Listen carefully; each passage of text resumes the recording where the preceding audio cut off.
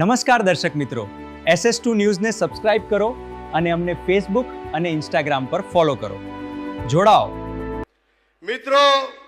જે રીતે આજની આ સભાની અંદર દૂર દૂરથી જુદા જુદા તાલુકા અને જિલ્લામાંથી ખૂબ મોટી સંખ્યામાં ખેડૂતો, યુવાનો, માતાઓ, બહેનો તેમજ આમ આદમી પાર્ટીના સંઘર્ષના સાથીઓ, ક્રાંતિકારી યોદ્ધાઓ આવા ધોમ ધકતા તાપની વચ્ચે આપ એટલી મોટી સંખ્યામાં ઉપસ્થિત થયા છો ત્યારે ચોક્કસપણે આજે એવું લાગે છે કે આવનારા દિવસોમાં સ્વરાજની ચૂંટણીની અંદર બદલાવ નિશ્ચિત છે અને ભારતીય જનતા પાર્ટીને આ વખતે જળ મૂળમાંથી ઉખાડીને ફેંકી દેવા માટે તૈયાર છે.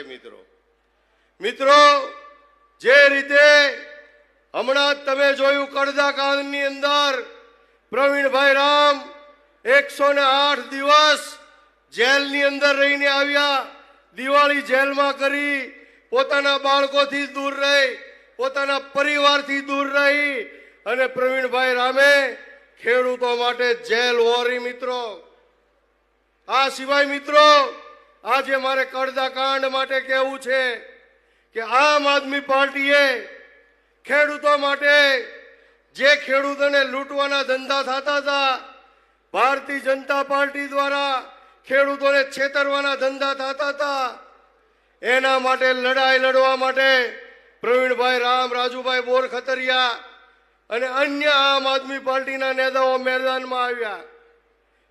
હળદરમાં સભા કરી અને પોલીસ દ્વારા આ તમામ નેતાઓ ઉપર અને સામાન્ય નાગરિકો ઉપર, ખેડૂતો ઉપર બર્બરતાપૂર્વક લાઠીચાર્જ કર્યો, ટીયર ગેસો છોડ્યા, હાથ પગ તોડી નાખ્યા અને ગંભીર ગુનાઓ સાથે આ તમામ લોકોને જેલમાં નાખ્યા.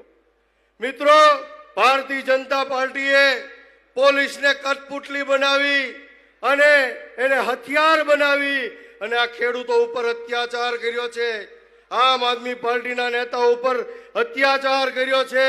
ત્યારે મારે આજે પોલીસને પણ કહેવું છે કે તમે આ ભાજપની કઠપુતળી બનવાનું બંધ કરો, ભાજપના દલાલ થવાનું બંધ કરો, કારણ કે 2027માં આમ આદમી પાર્ટીની સરકાર બનવા જઈ રહી છે.